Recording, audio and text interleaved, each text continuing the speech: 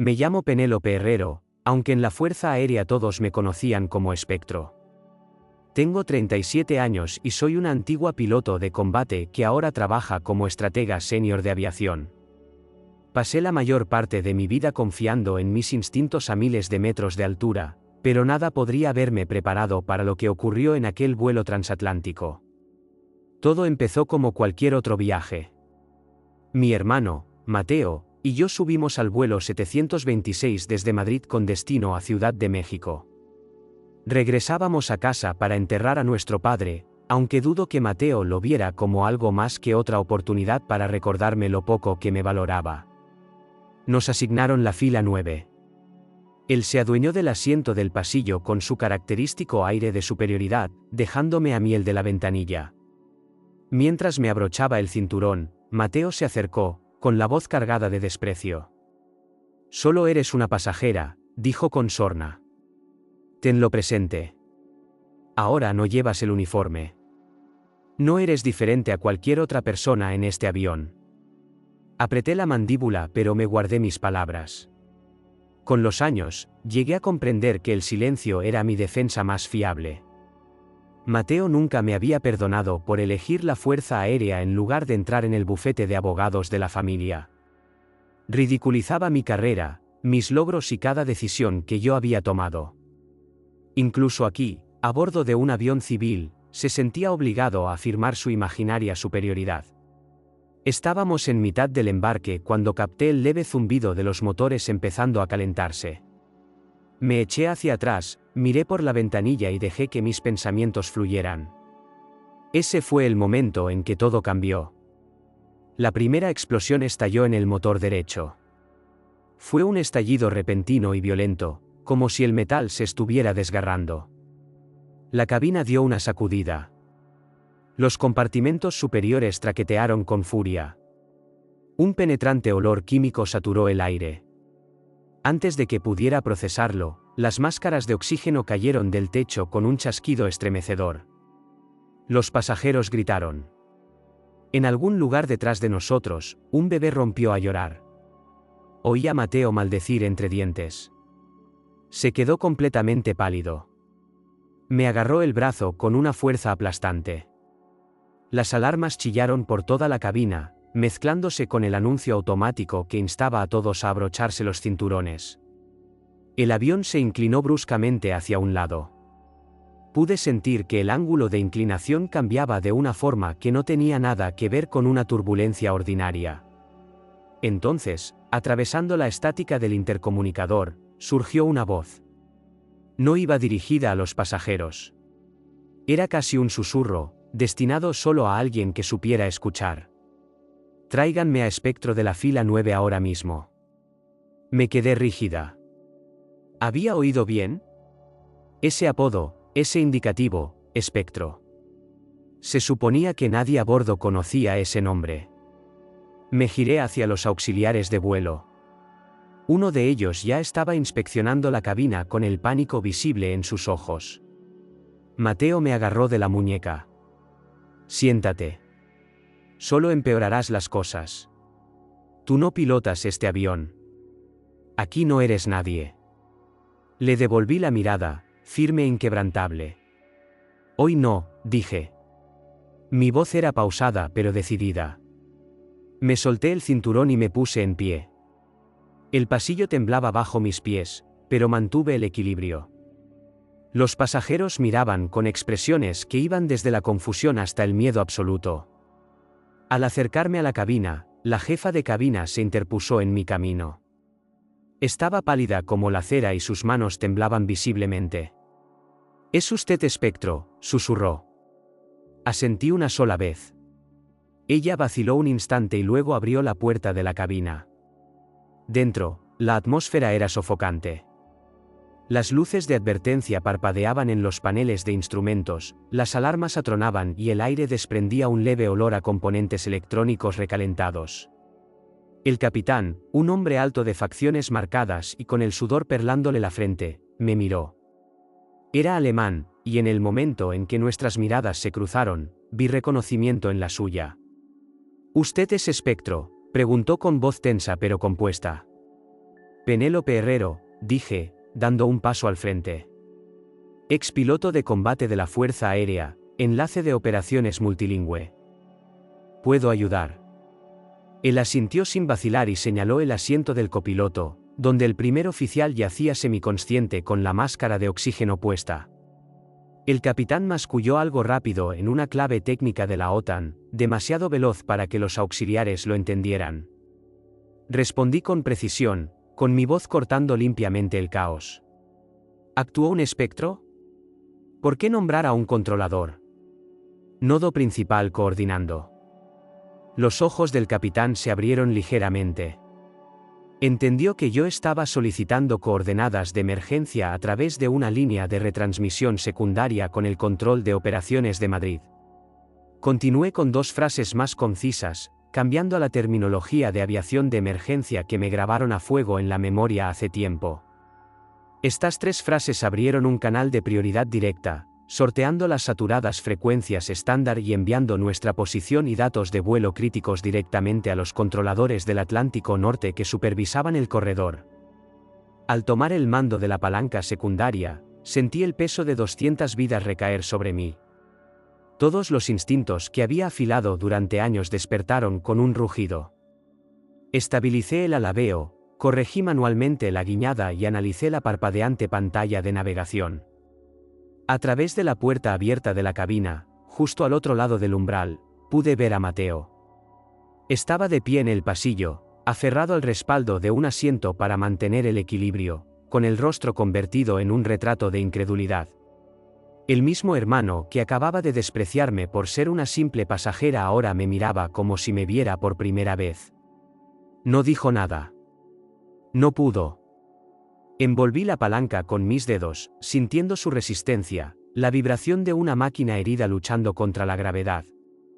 La mano del capitán rozó la mía brevemente mientras me transfería el mando. Su voz era baja y grave, pero contenía un hilo de confianza innegable. «Tómalo tú», dijo. Asentí con voz firme.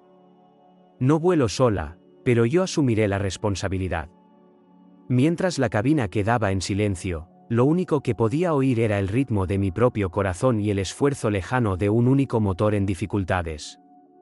Antes de tocar la palanca, otro mapa ya se desplegaba en mi mente, no uno de vientos y altitudes, sino el de los años que me llevaron a este momento.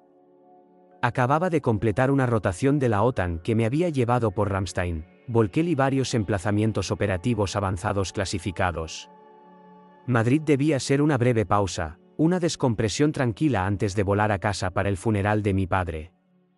Había alquilado un piso céntrico, guardado los uniformes en bolsas al vacío, terminado mi último informe de seguridad e intentado reaprender lo que se sentía al caminar por la calle sin buscar reflejos en los cristales. Creía que había terminado con el cielo. El cielo, al parecer, tenía otras intenciones. Mateo llevaba años viviendo en Europa, ejerciendo el derecho corporativo y cultivando ese tipo de desapego elitista que le gustaba usar como arma. Cuando me hablaba, decía que mi carrera era solo una fase. Decía que mi disciplina era puro teatro. Llamaba arrogancia a mi silencio. Cuando nuestro padre murió, el testamento nos arrastró de nuevo al mismo espacio aéreo legal y emocional. Y como la mayoría de las colisiones, no fue una cuestión de velocidad, sino de trayectoria. Él tenía un plan para el patrimonio. Yo tenía un compromiso con la verdad. Esas 2 cosas rara vez comparten pista de aterrizaje. Mi salida del servicio operativo en la Fuerza Aérea pareció agotamiento desde fuera. La prensa lo llamó agotamiento profesional. La verdad era a la vez más cruda y más nítida.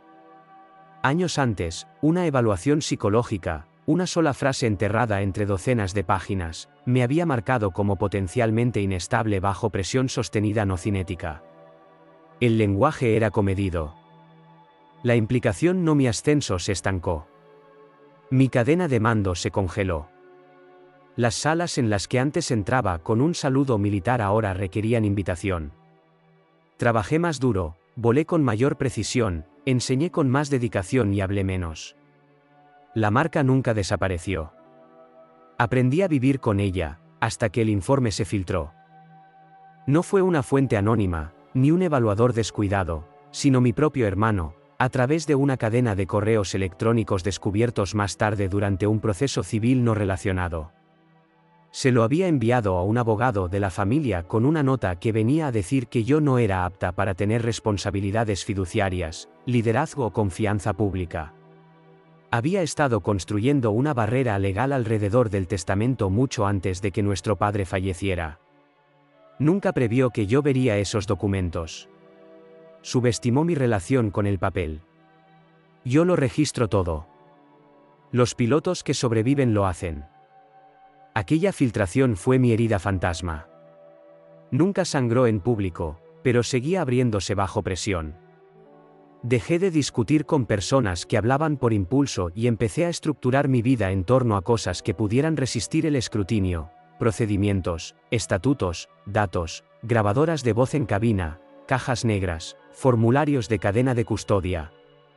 Si alguien quería llamarme no apta, tendría que hacerlo frente a números que los contradijeran. Para mí, la reivindicación se convirtió en una cuestión de registros, no de rabia. Dejaría que la verdad gritara por mí. Así que me quedé en Madrid lo suficiente para cerrar los archivos de la OTAN. Lo suficiente para reservar 2 billetes a México. Uno para el hijo predilecto que conocía la ley. Otro para la hija que entendía qué aspecto tenía la ley una vez que le quitas todo su teatro. Embarcamos en la fila 9 como si no significara nada. Su voz llegó primero. Solo eres una pasajera. Él creía que los roles eran fijos una vez asignados. Yo creía que los roles eran temporales hasta que se ponían a prueba bajo estrés.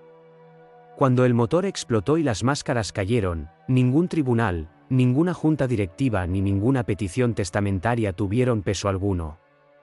El único registro que perduraría era el que yo escribía con mis manos en la palanca y mi voz en una frecuencia comprometida. Aún así, incluso entonces, mientras las alarmas gritaban y el fuselaje se estremecía, esa herida fantasma pulsaba. Esa frase enterrada sobre la inestabilidad bajo presión no cinética. Archivé el sentimiento como lo archivo todo ahora, con marca de tiempo, reconocido y contenido. Luego me puse en pie, no para demostrar que Mateo se equivocaba, sino para asegurar que 200 desconocidos llegaran a su destino y pudieran enterrar también a sus propios padres. Y si el mundo deseaba revisar esa línea en mi expediente después, recibiría con gusto la indagación. Los números viajan bien a través de los océanos. La verdad, cuando está bien documentada, no teme a las turbulencias. Nuestro padre había construido su fortuna no mediante el combate o los tribunales, sino a través de la arquitectura paciente de los bienes raíces y de inversiones discretas que habían crecido mientras nosotros éramos demasiado jóvenes para valorarlas. Para cuando falleció, había edificios, carteras y fideicomisos familiares capaces de forjar el futuro de todos los que llevaban el apellido Herrero. Mateo no veía esos activos como un legado, sino como una corona, y ya se la había colocado en la cabeza mucho antes del funeral. Mateo quería el control total e incuestionable del patrimonio de nuestro padre en México. La mañana antes del vuelo, tomando un café amargo en una cafetería céntrica, desplegó documentos legales sobre la mesa como si fueran planes de batalla. Habló sobre tribunales de sucesiones, derechos ejecutivos y estrategias fiscales como si yo fuera una extraña en lugar de su hermana. Cuando pregunté por la transparencia, respondió con esa sonrisa cortante suya. Solo eres una soldado, dijo, con un tono saturado de condescendencia. Esto es derecho, Penélope. Esto es navegación financiera, no cualquier pirueta aérea que creas que se aplica aquí. Creía que yo era ingenua con el dinero. Lo que nunca comprendió fue que pilotar un avión de millones de dólares exige más precisión, disciplina y toma de decisiones de lo que la mayoría de las juntas directivas pueden entender. Aún así, le dejé hablar.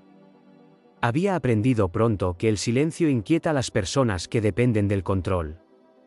El testamento en sí era sencillo: dividir los activos a partes iguales entre los dos. Con dotaciones benéficas y becas establecidas a nombre de nuestro padre. Sin embargo, Mateo seguía insinuando que impugnaría la división, sugiriendo que yo carecía de la estabilidad mental para asumir la responsabilidad fiduciaria.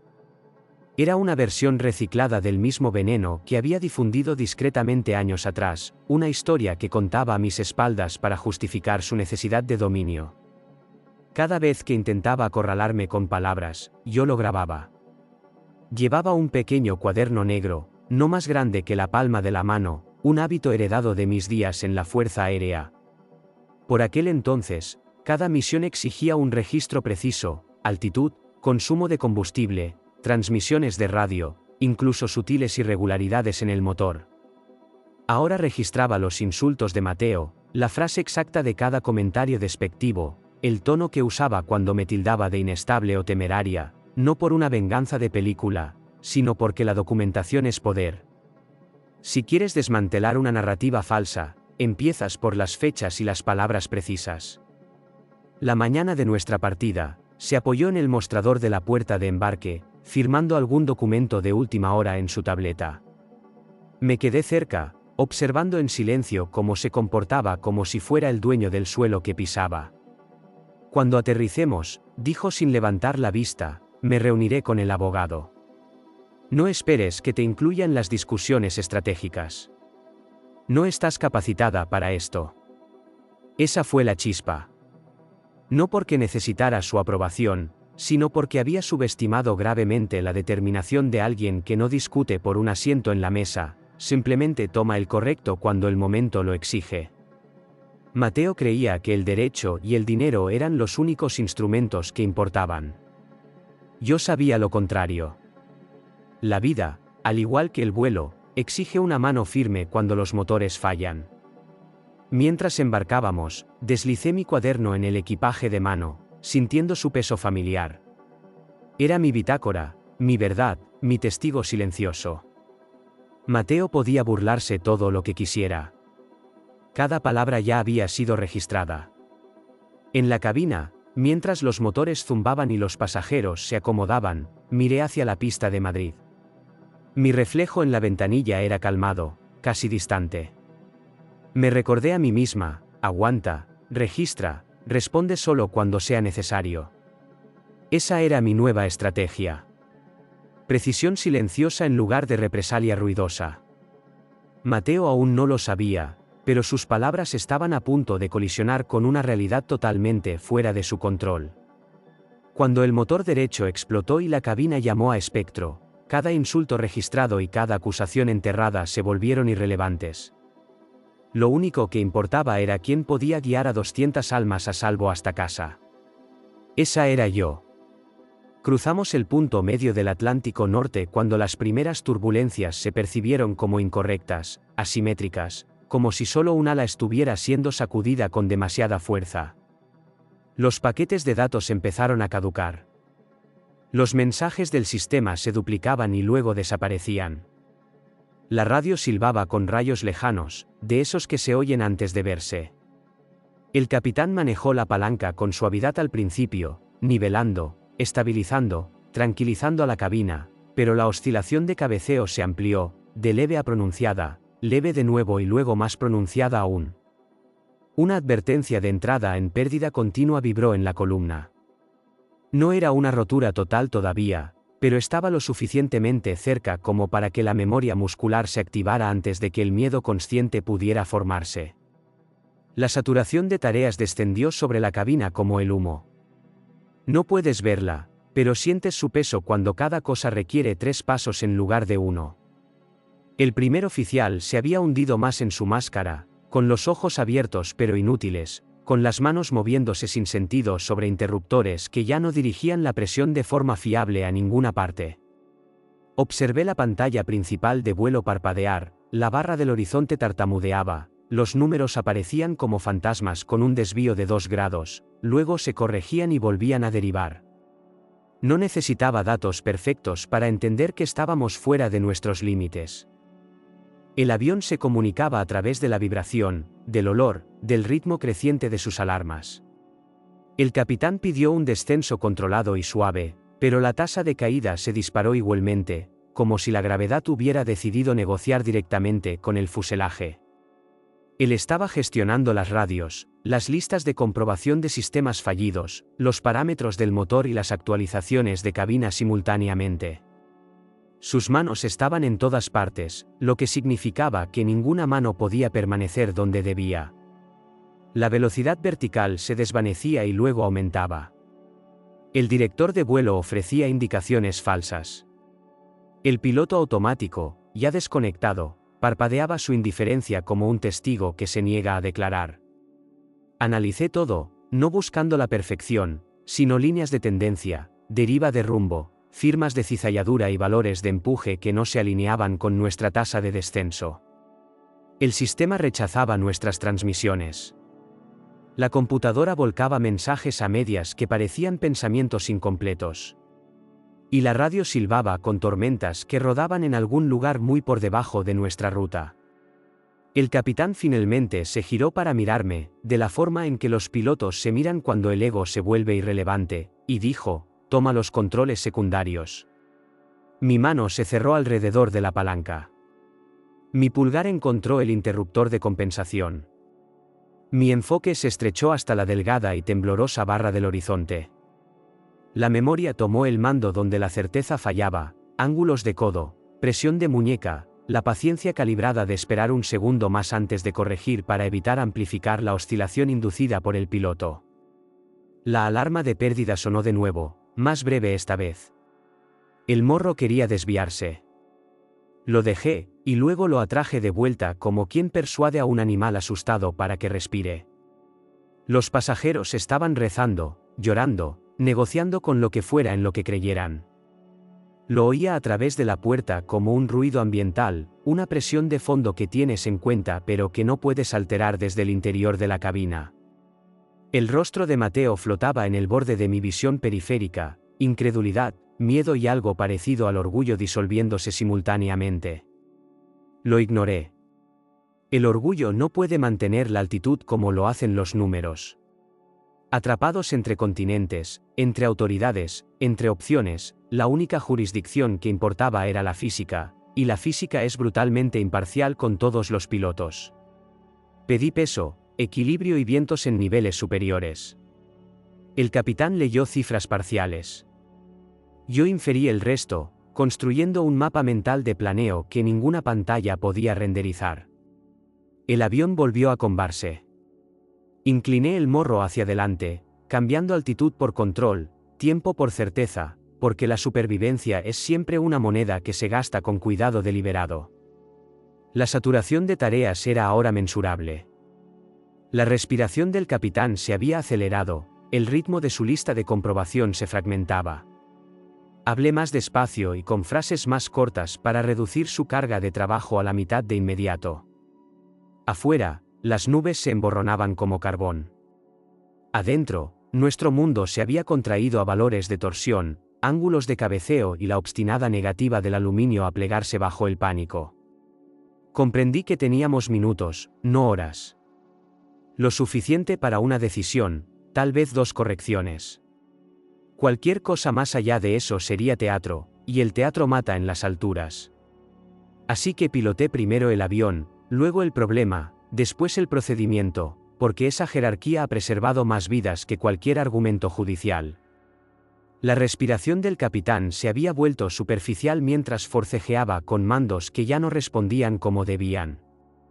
Me miró por encima del hombro, con 100 alarmas parpadeantes reflejadas en sus ojos, y pronunció una sola palabra, baja y tensa.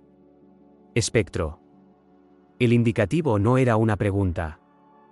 Era un reconocimiento, una petición para que yo saliera de las sombras. Me pasé completamente al asiento derecho, con ambas manos firmes en los controles auxiliares. El primer oficial seguía desplomado contra el mamparo, aturdido y sin responder. El capitán me dedicó un breve y urgente asentimiento. Las frecuencias estándar son inútiles, dijo con voz apretada. No estamos recibiendo datos fiables de los controladores. Hay otro camino. Solo había uno, y detestaba conocerlo de memoria.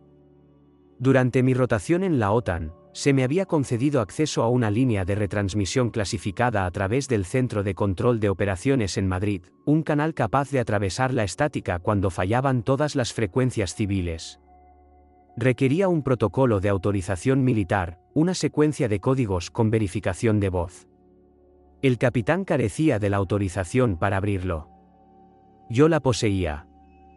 Accioné el panel encriptado oculto bajo una cubierta protectora, el que la mayoría de las tripulaciones comerciales nunca tocan fuera de escenarios de simulacros de guerra. Mi pulgar vaciló medio segundo. Luego presioné el interruptor y hablé en una clave técnica, nítida e inquebrantable. ¿Actuó un espectro? ¿Por qué nombrar a un control? Tengo cordón. Esta era la primera de 3 frases, mi identificación y solicitud de coordenadas de emergencia. Tras una breve pausa se oyó un estallido de estática, y luego una voz al otro lado respondió en la misma clave, confirmando mi autorización.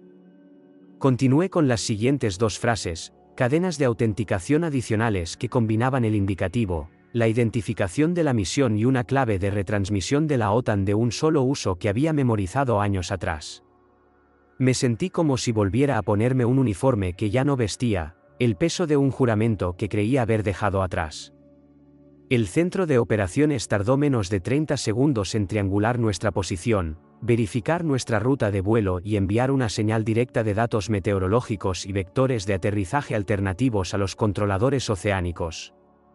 Las cejas del capitán se elevaron cuando la pantalla de navegación, que había estado en blanco y tartamudeando momentos antes, empezó a llenarse de flujos de datos estables.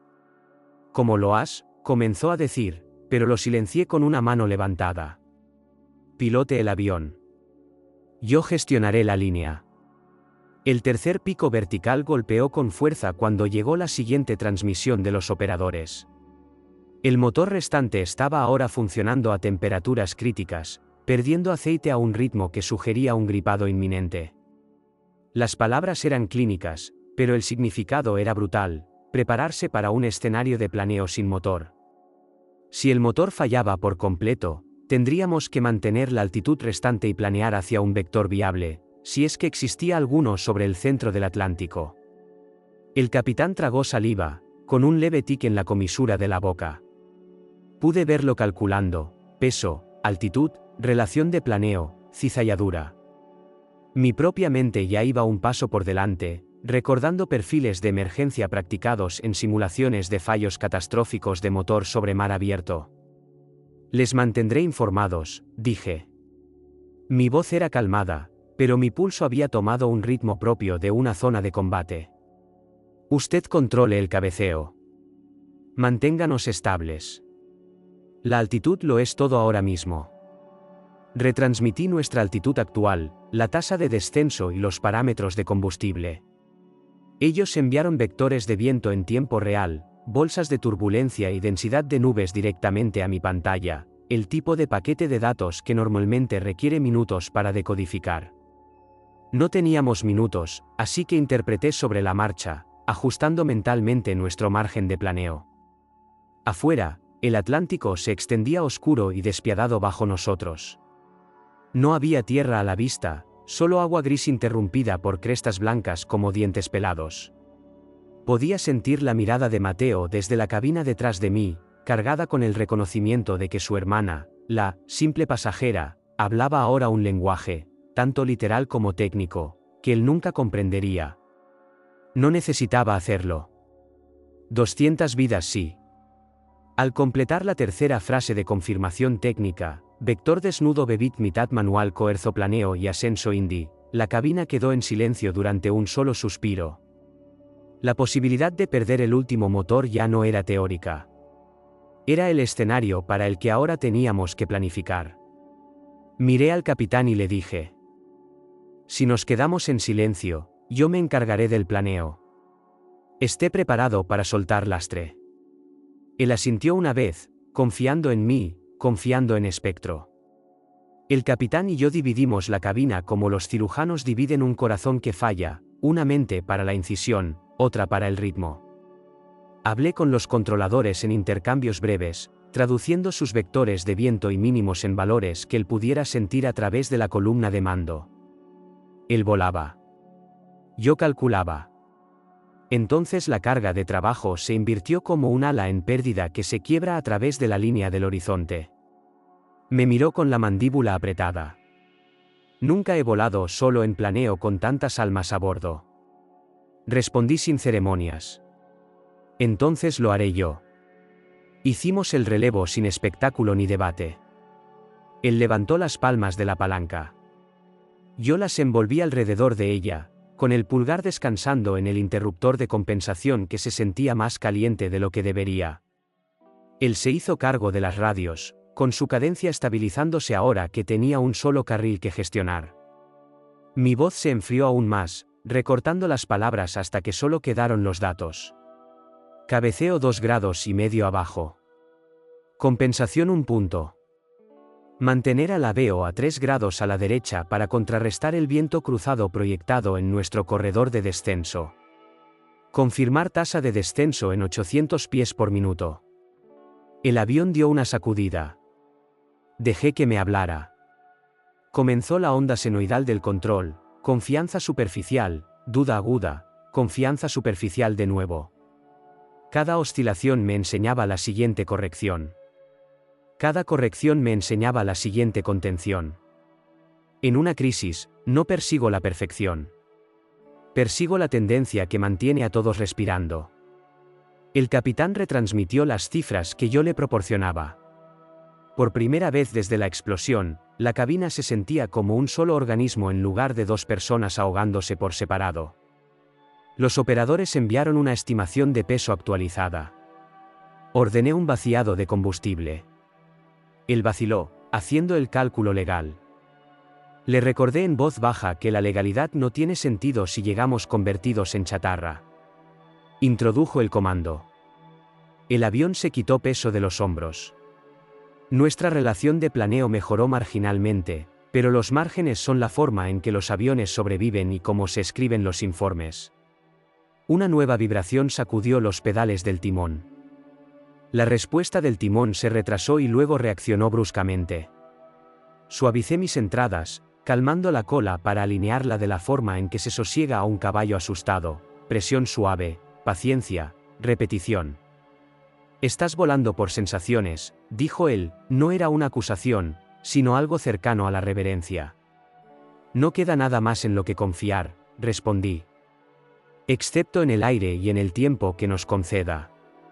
Intensifiqué mi escrutinio, indicador de actitud, cinta de velocidad, velocidad vertical, el horizonte vacilante a través de la bruma del parabrisas. Todo lo demás era ruido. El capitán leyó otro aviso, posibles ráfagas convectivas formándose adelante en nuestra ruta de planeo. Alteré el rumbo 2 grados, robando una capa de aire más suave, prometiendo pagar la deuda con una maniobra de nivelación más brusca al final si era necesario. No discutió. La confianza es una moneda que se gana en plena caída. A través del intercomunicador, su voz se dirigió a la cabina, no la mía. Les dijo que un apoyo adicional se había unido a la cabina. No dijo mi nombre. No hacía falta. Los nombres no estabilizan las tasas de descenso. El trabajo sí. Mientras tanto, el silencio de Mateo presionaba contra la puerta de la cabina como el clima. Había agotado todas las palabras disponibles para el desprecio, y el miedo no le ofrecía ningún vocabulario que pudiera usar contra mí. Las oscilaciones se estrecharon. El control regresó, no como un premio, sino como un acuerdo alcanzado entre la gravedad y la disciplina. Sentí que el avión se asentaba en el perfil hacia el que lo había estado guiando, una criatura herida que finalmente había decidido seguirme a casa. Lo tienes, dijo el capitán. Lo tengo, respondí, y con eso me refería a la responsabilidad, no a la gloria. Entonces llegó el siguiente paquete de datos. Y cada cifra en mi pantalla sugería que el motor que estábamos cuidando estaba a punto de dejar de fingir que podía ayudar en algo. Si moría, intercambiaríamos altitud por precisión, planeo por elegancia y cada segundo restante por un único acercamiento a una franja de hormigón que ninguna carta de navegación nos había prometido, porque una oportunidad, bien gestionada, es un aterrizaje. El momento llegó sin previo aviso, aunque todos los nervios de mi cuerpo lo habían sentido acercarse. Un fuerte estremecimiento recorrió la estructura, el tipo de sacudida que anuncia que algo en lo profundo se ha rendido. El motor restante tosió una vez, luego dos, y después se hizo el silencio. No fue un desvanecimiento gradual, ni una pérdida parcial de potencia, fue silencio. La repentina ausencia de empuje fue más ruidosa que cualquier alarma. El avión pasó de un vuelo propulsado a un planeo puro, una máquina de 170 toneladas deslizándose por el aire enrarecido. Apreté el mando con fuerza. El motor 2 se ha ido, dije con voz firme. Incluso cuando los ojos del capitán se abrieron de par en par, confirmó la pérdida, analizando indicadores muertos y accionando interruptores que ya no servían para nada.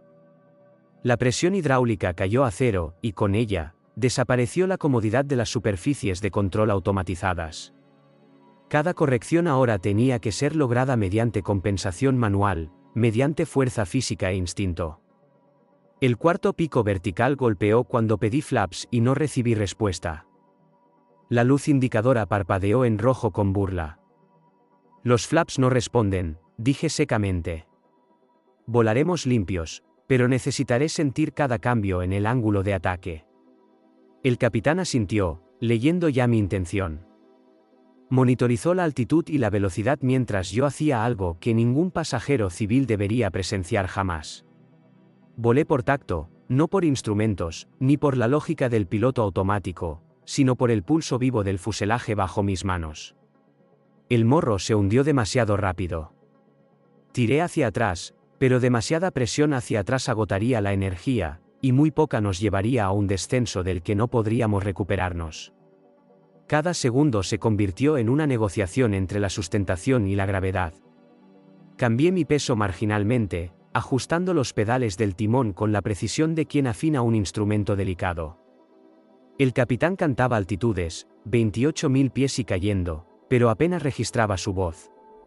El avión y yo manteníamos una conversación que solo nosotros podíamos seguir. Hubo un momento, 4 segundos, quizá menos, en que mi mente se bloqueó. No diré eso en voz alta. Todavía no. Porque se supone que soy inquebrantable. Pero mientras las superficies de control se resistían, al reconocer que estaba sola en ese silencio mecánico, un pensamiento cruzó mi mente como un rayo: si fallo ahora, nadie entenderá por qué. Luego forcé ese pensamiento a hundirse bajo capas de entrenamiento e instinto y seguí volando. La cabina se había contraído a lo esencial, mi respiración, la voz del capitán, el siseo de los sistemas muertos. Los controladores volvieron a la línea con una evaluación cruda. Prepárense para aterrizaje en planeo, retransmitió el operador. Las torres confirmaron. Estábamos demasiado lejos de cualquier pista principal, pero existía, en un mapa de emergencia olvidado, una pista de la Guerra Fría apenas dentro de nuestro alcance de planeo. Una posibilidad remota, pero la única que teníamos. Ajusté la compensación a mano, sintiendo el metal gemir mientras las superficies de control se movían a regañadientes. Sin la asistencia hidráulica, cada entrada se sentía como forzar una puerta de acero contra un vendaval. La mano del capitán flotaba cerca de la mía, preparada para intervenir si yo flaqueaba, pero no buscó la palanca. Vio el enfoque en mis ojos, la aritmética silenciosa detrás de ellos. Esta era mi batalla. Penélope, dijo suavemente, casi con reverencia. Tienes los mandos. Los tengo, respondí. Y así era, no solo la palanca, sino el peso de 200 almas suspendidas en este silencio imposible. Ahora éramos un velero. Y yo tenía una oportunidad de traerlo a casa. El silencio de un motor muerto se siente diferente a altitud de crucero. No es quietud. Es tensión, como una habitación llena de gente conteniendo el aliento. Le pedí al capitán que mantuviera el cabeceo mientras yo pasaba totalmente al modo de datos. Operaciones: necesito vientos en altura en nuestra cuadrícula actual, desviación de temperatura y cualquier vector de turbulencia actualizado, dije por el canal encriptado. Mi voz era compuesta, pero por dentro calculaba cada variable como si resolviera una ecuación letal. El centro respondió con precisión recortada. En segundos, confirmaron nuestra tasa mínima de descenso si manteníamos un perfil de planeo a 3,2 grados hacia abajo a 240 nudos. Era un margen estrecho, pero factible. Compensé manualmente, luchando contra la resistencia obstinada de la cola. Cada pequeña entrada conllevaba consecuencias, demasiado morro arriba y entraríamos en pérdida, demasiado morro abajo y superaríamos los límites estructurales de velocidad. Procesé la distribución de peso, los resultados del vaciado de combustible y las temperaturas superficiales en las posibles zonas de aterrizaje. Necesitamos la pendiente de planeo óptima, capitán, dije. Él asintió, con la mirada fija en el horizonte. Entonces busquemos el único hilo por el que podamos caminar. Todavía estábamos a gran altura sobre el Atlántico, pero no lo suficiente para estar tranquilos. Sin empuje, cada pie de altitud era una moneda gastada, y las reservas se encogían rápidamente. Los controladores indicaron un posible vector de aproximación hacia una pista militar abandonada, usada antaño para simulacros de la Guerra Fría, apenas al límite de nuestro planeo, un margen ínfimo, pero preferible al océano. Solo tenemos una oportunidad, le dije al capitán. Si fallamos, nos quedamos sin opciones. El quinto pico vertical estalló desde la cabina. La voz de una azafata sonó por el interfono: tenemos un pasajero con paro cardíaco en el asiento 14C. No hubo pulso brevemente, pero estamos realizando RCP. Una oleada de pánico se extendió más rápido que cualquier vibración de las alas. Oí gritos ahogados, rezos, a alguien pidiendo un médico. Apreté la mandíbula y me mantuve en modo piloto. Dígales que continúen con las compresiones, instruí. Estaremos en tierra antes de que se acabe el tiempo. El capitán me miró, sorprendido por mi tono. No estaba simplemente prometiendo un aterrizaje, me estaba comprometiendo a ello como si la alternativa no existiera. Tocaremos tierra antes de que expire el tiempo médico, repetí, lo suficientemente alto como para que lo oyeran tanto el capitán como el interfono. La cabina se sumió en un silencio peculiar, de esos que eligen creer. Apreté con más fuerza el mando y refiné el ángulo de ataque, sintiendo los sutiles temblores del flujo de aire a lo largo del fuselaje. Mi entrenamiento siempre había enfatizado la confianza en los números, pero aquí el instinto tenía el mismo peso. Observé el indicador de velocidad vertical estabilizarse en menos 800 pies por minuto, constante pero implacable.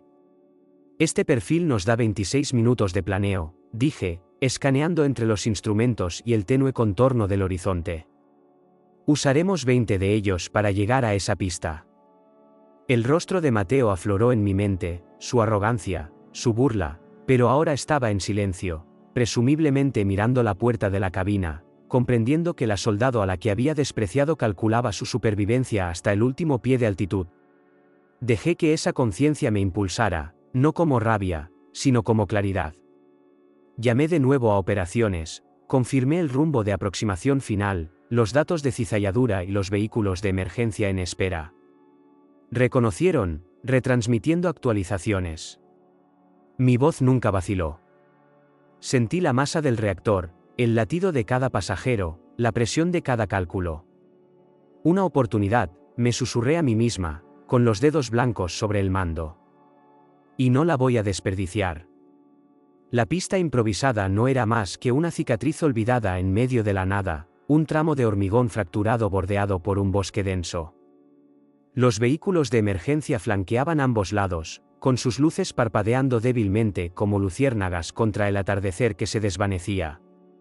Sostenía la palanca con ambas manos.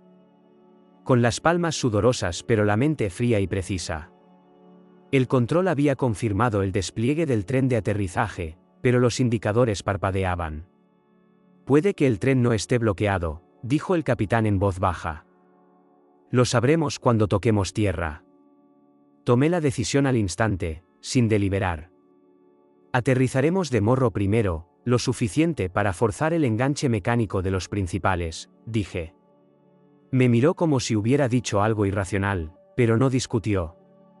Cuando solo tienes una oportunidad, te comprometes con ella como si estuviera escrita con sangre. El avión tembló mientras ajustaba el cabeceo. El ángulo de ataque existía en el filo de la navaja entre el planeo y la pérdida.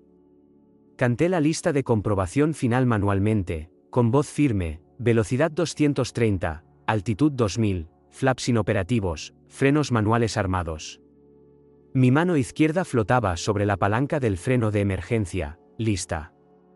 El sexto pico vertical llegó cuando revisé la señal de la cámara del tren de Morro. Nada más que estática. Cambié de nuevo, un borrón en blanco y negro. Sin definición, solo la sugerencia de una forma. Vamos a ciegas con el tren, mascullé. El capitán apretó los labios. Entonces aterrizamos como si no estuviera ahí, me respondí a mí misma.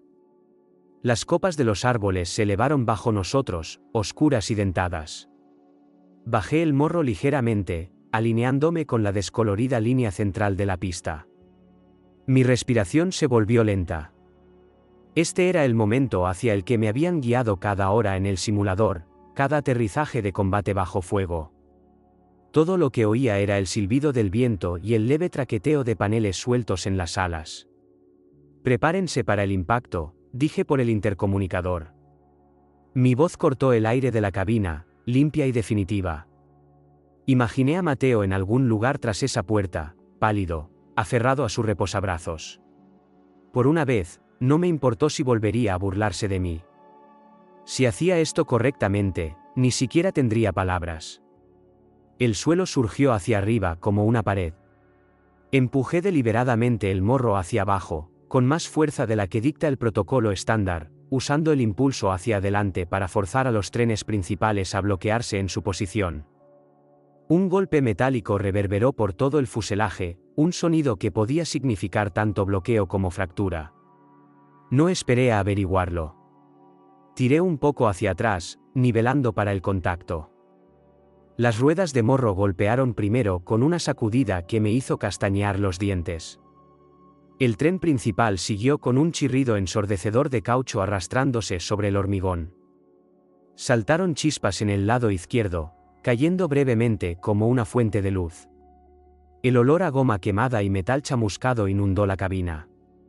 Frenos manuales ahora, dije, y tiré de la palanca. El avión se estremeció violentamente cuando el sistema de frenado de emergencia entró en acción, mucho más brusco que cualquier desaceleración automatizada.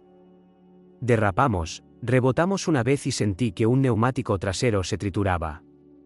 El humo pasaba frente a las ventanas, oscureciendo la estrecha pista. El capitán gritaba las distancias: 500 pies, 300. Su voz estaba tensa pero era clara. Mantuve la palanca firme, ajustando solo lo necesario para seguir la línea central. Los bordes de la pista se desdibujaban con los árboles circundantes, oscuros y pacientes. Podía oír a los pasajeros gritando detrás de nosotros. En algún lugar, alguien rezaba en voz alta. Mi corazón golpeaba como un martillo, pero mis manos nunca temblaron. Esto ya no era solo un aterrizaje. Era una contienda entre el impulso y la voluntad. Los frenos chillaron. El humo se espesó. El bosque aceleraba hacia nosotros.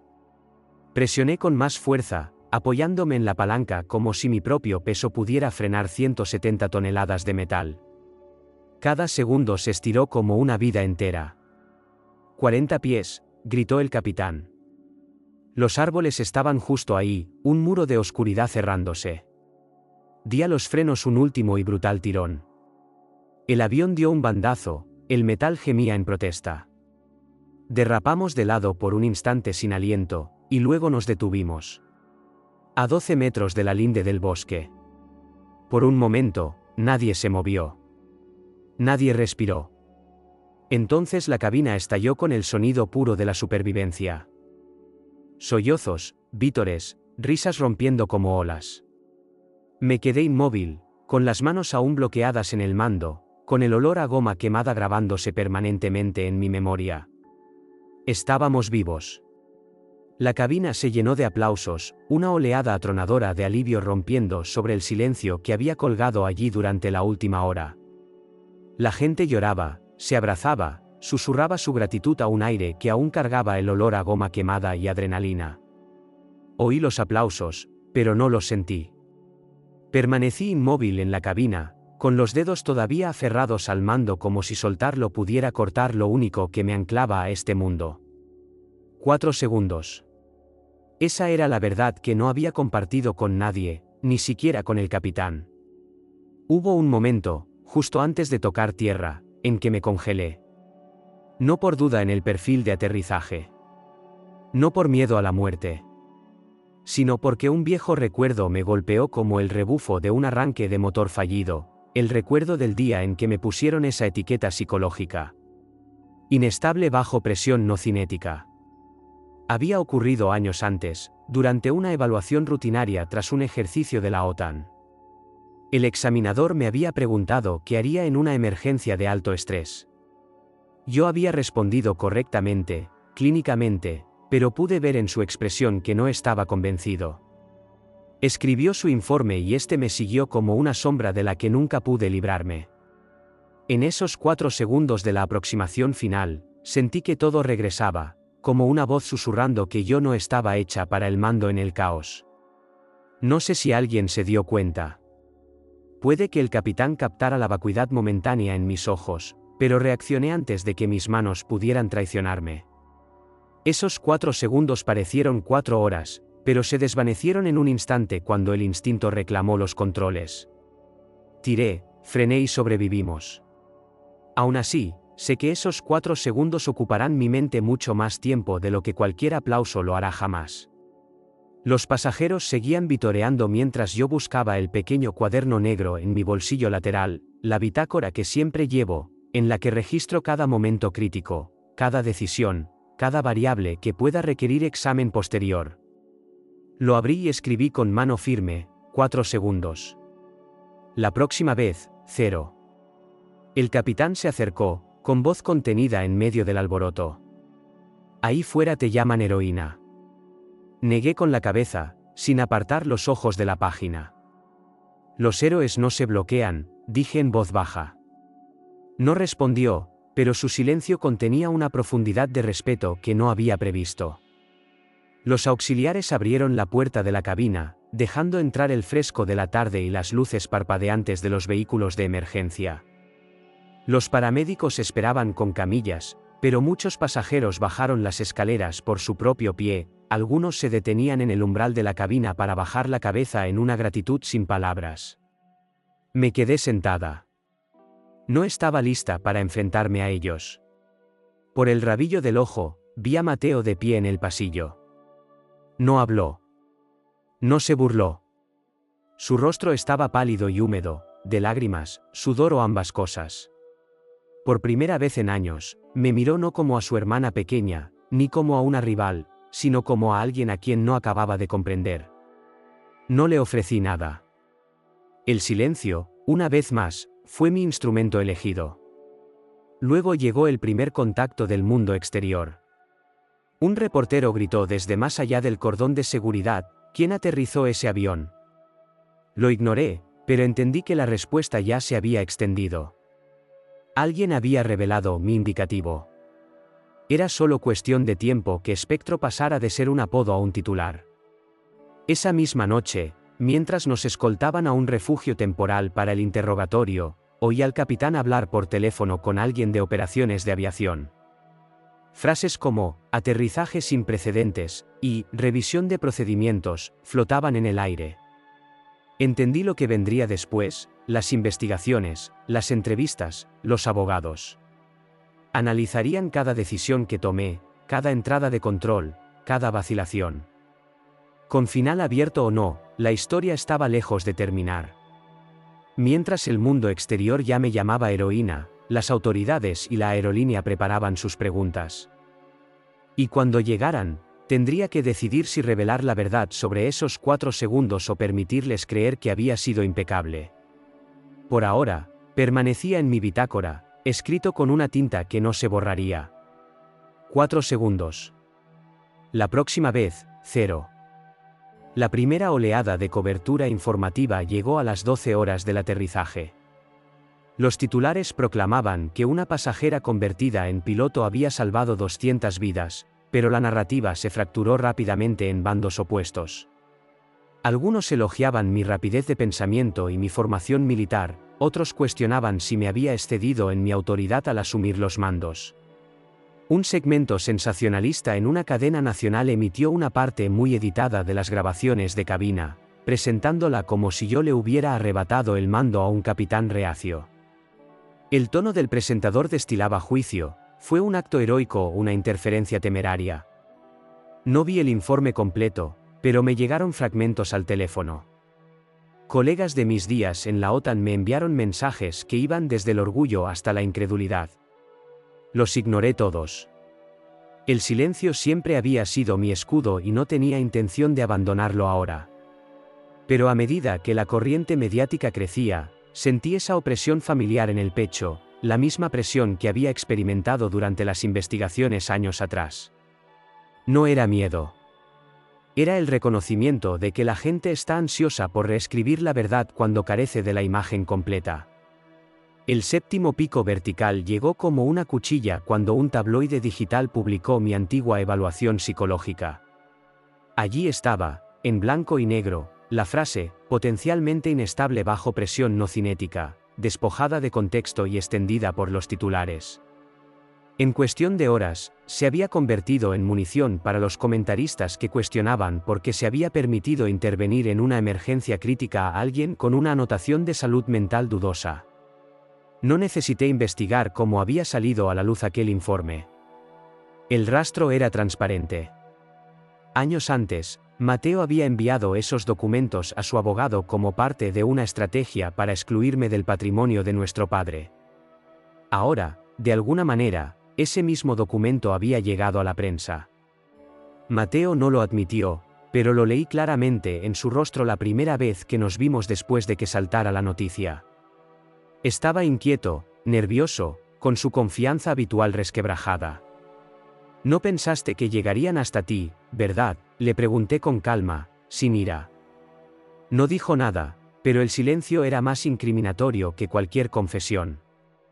El Departamento de Relaciones Públicas de la aerolínea se apresuró a remodelar la narrativa mientras los inspectores preparaban una investigación formal.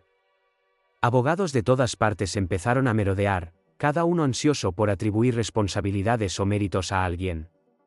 Decidí quedarme quieta. Ni entrevistas, ni declaraciones en redes sociales. Dejé que el ruido girara a mi alrededor como vientos cruzados. Mi abogada, una mujer meticulosa de voz aguda y mente aún más afilada, intervino. «Nosotros nos encargaremos de esto», dijo. Presentó una demanda judicial exigiendo una investigación sobre la filtración de mis registros personales, citando difamación y violación de la privacidad. Su enfoque fue quirúrgico: dejar que las pruebas hablaran, dejar que la verdad aflorara sin teatro emocional. En privado, abrí mi bitácora y anoté una línea: las tormentas mediáticas son solo turbulencias. Manos firmes, mente firme. Era mi recordatorio de que la supervivencia no concluye al aterrizar el avión. A veces el verdadero conflicto empieza después. Después de que las ruedas tocaran tierra, Mateo me evitó durante días, pero yo sabía que cargaba con todo el peso de lo que había hecho. La corriente subterránea ya no estaba oculta. Y aunque no busqué venganza mediante grandes gestos, entendí que la verdad, documentada, precisa, irrefutable, era el instrumento más afilado a mi disposición. Las audiencias de las autoridades aeronáuticas no se parecían en nada al rugido de la cabina o al caos de la pista. Eran más frías, más estériles, una sala revestida de madera pulida, micrófonos y rostros que ocultaban el juicio tras una neutralidad ensayada. Entré vestida con un traje sencillo, con mi bitácora bajo el brazo como un arma que no necesitaba volumen para ser eficaz.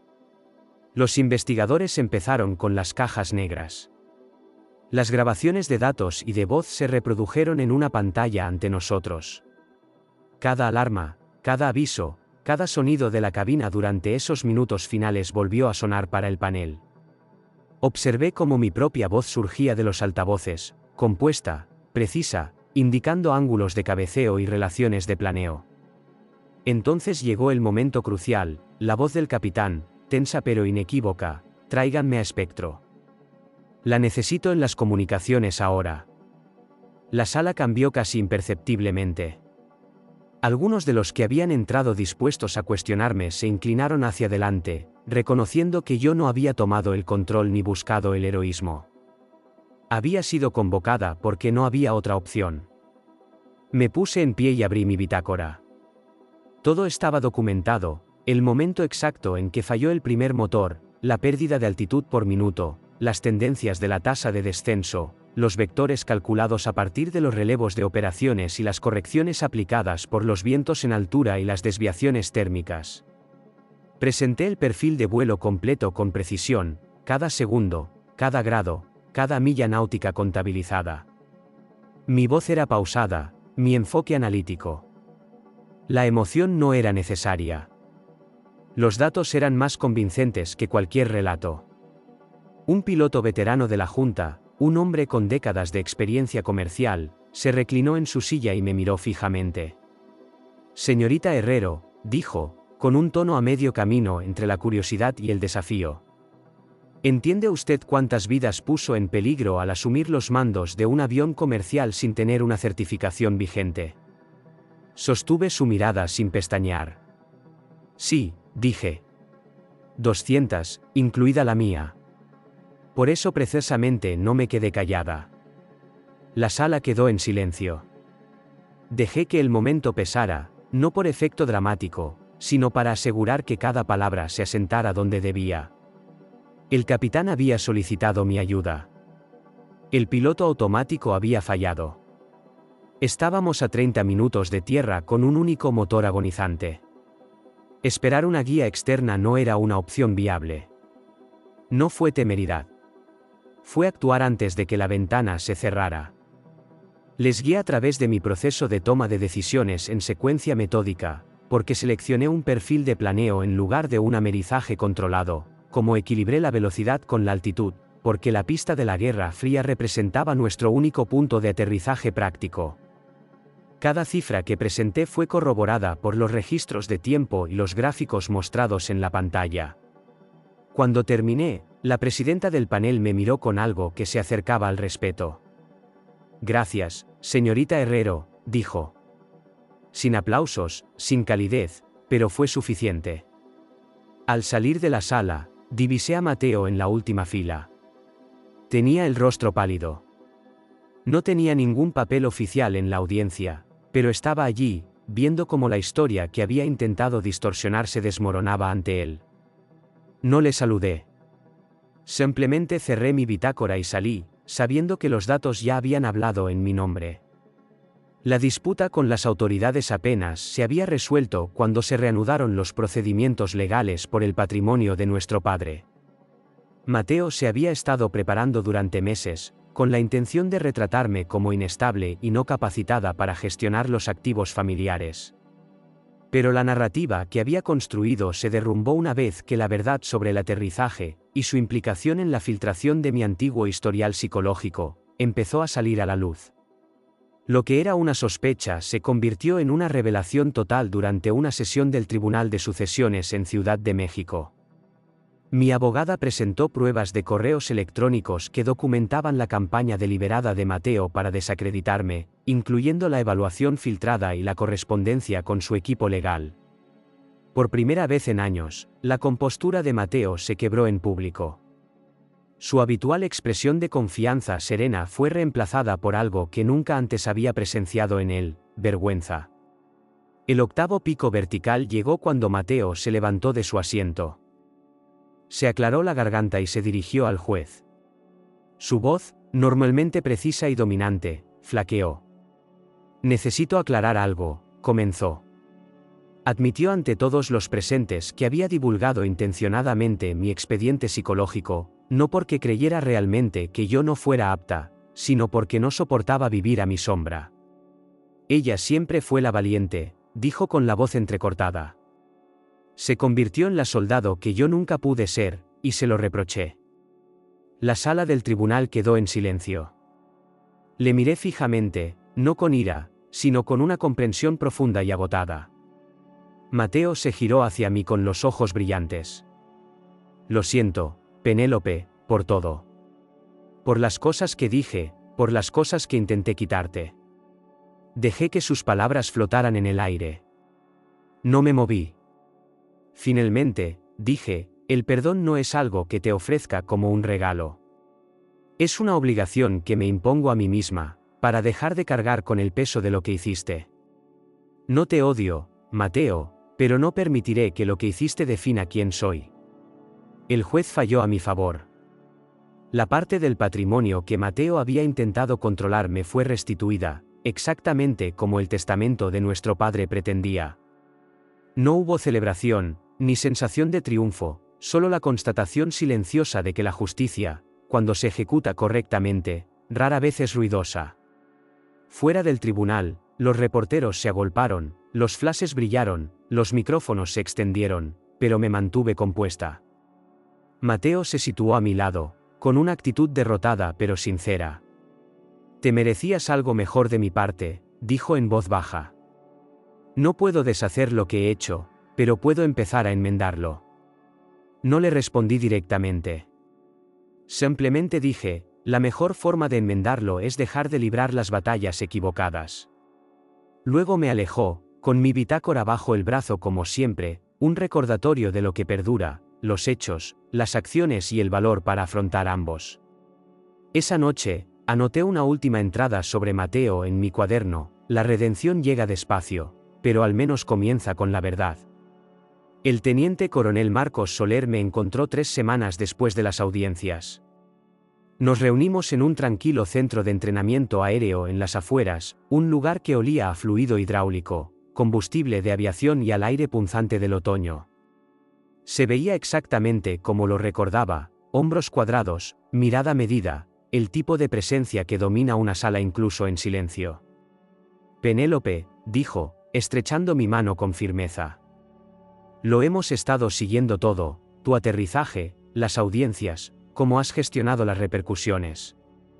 Estoy aquí para ofrecerte lo que te has ganado de nuevo. Reincorporación total. Carrera de mando completa, si la quieres. Las palabras cayeron como un peso en mi pecho. Hubo un tiempo en que eso era lo único que deseaba, el uniforme, la autoridad, el cielo bajo la insignia de una misión más grande que yo misma. Pero también había pasado años demostrando que podía resistir sin ello. Lo agradezco, dije con voz firme. Pero no voy a volver. No de la forma en que lo hice antes. Él ladeó la cabeza, como si hubiera anticipado esa respuesta pero mantuviera la curiosidad por lo que seguiría. Entonces, ¿qué quieres? Quiero enseñar qué ocurre cuando todo se desmorona, dije. No solo los procedimientos, sino la mentalidad. Las estrategias de supervivencia mental cuando todas las alarmas gritan y el suelo se acerca. Quiero entrenar a la gente para los momentos que ningún manual puede prever. Soler permitió una ligera sonrisa. Instructora de emergencias especiales, reflexionó. No es una designación que hayamos usado antes, pero creo que para Espectro podemos crear el puesto. Se formalizó a los pocos días. Mi papel ya no consistía en misiones de combate o condecoraciones. Me asignaron a un programa conjunto de respuesta a emergencias que trabajaba con pilotos militares y civiles. Mi objetivo era único, como permanecer presente y funcional cuando el avión ya no es una máquina, sino una pregunta que cae al vacío. La primera vez que entré en el simulador como instructora, sentí esa resonancia familiar en mis huesos. Observé a un grupo de jóvenes pilotos atados a la cabina ficticia. Con las manos ansiosas pero sin probar. Ejecutamos escenarios, fallos de motor, incendios eléctricos, pérdida total de hidráulicos. Algunos respondieron con precisión mecánica, otros se quebraron bajo una presión invisible. El 9º pico vertical llegó un jueves. Un alumno, brillante pero visiblemente nervioso, se encontró con una secuencia de fallos críticos y se bloqueó. 6 segundos. Tiempo suficiente para perder cantidades peligrosas de altitud. Tiempo suficiente para que el pánico escribiera su propio resultado. Me quedé detrás de él con los brazos cruzados, esperando hasta que el silencio se volvió imposible de soportar. Entonces me acerqué. ¿Sabes qué se siente al congelarse?, pregunté. Tragó saliva y asintió levemente. Yo lo sé, dije, manteniendo la voz baja pero firme. 4 segundos. Ese es el tiempo que me congelé antes de aterrizar aquel avión en el bosque. 4 segundos en los que mi mente se quedó completamente en blanco. No me enorgullezco de ello, pero lo asumo. No puedes eliminar el miedo mediante el entrenamiento, pero sí puedes entrenar lo que viene después. La sala se quedó quieta. Todos los ojos se volvieron hacia mí. Les hablé de aquel momento, la estática en mi mente, la intrusión repentina de un informe psicológico que una vez intentó definirme y cómo me obligué a volver a la acción. Esos segundos no te definen a menos que te rindas a ellos. Rompiste su control moviéndote de todos modos. El alumno parpadeó, exhaló y reseteó sus controles. Vi que algo cambió en él, el mismo cambio que yo me había impuesto una vez. El reconocimiento de que el valor no consiste en no congelarse nunca. Consiste en descongelarse más rápido de lo que el miedo puede reclamarte. Ese día, escribí otra entrada en mi bitácora, enséñales 0 segundos. Meses después, lo reconocí antes de que hablara. Jacobo, el asiento 23F. El chico que me había mirado a través de la puerta de la cabina mientras yo luchaba por traer a tierra un planeador sin potencia. Ahora era mayor y mostraba una confianza serena en su forma de moverse. Me encontró después de una sesión de entrenamiento, con una bolsa de deporte al hombro. Señorita Herrero, dijo con voz respetuosa pero ferviente. Quiero aprender, y no solo a volar. Quiero entender cómo hizo lo que hizo. Cómo mantuvo la compostura cuando nadie más pudo. Le estudié un momento. Había algo crudo y sin pulir en él, pero también ese raro fuego interno que no se puede fabricar. El entrenamiento no es fácil, dije. No se trata de la emoción. Se trata de la precisión bajo presión y de la voluntad de fallar 100 veces en silencio. Estoy listo, dijo simplemente. Jacobo empezó con lo fundamental, progresando desde la escuela de tierra al simulador, superando constantemente las expectativas. Era tenaz, de la manera exacta. Noté que llenaba un cuaderno desgastado con observaciones, muy parecido a mi propia bitácora. Cuando le pregunté por qué era tan implacable, dijo, porque fui testigo de lo que ocurre cuando alguien se niega a rendirse. No puedo dejar de ver eso.